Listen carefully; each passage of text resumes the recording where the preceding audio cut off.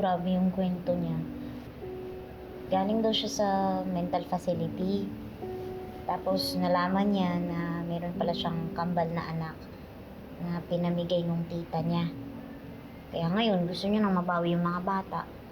Oh my gosh, is that for real? Sabi niya tumakas daw siya sa mental facility kasi matagal na daw siyang magaling sa schizophrenia niya. Kailangan ko tuloy makita yung psychological exam results niya para makasigurado ako na totoong magaling na nga siya.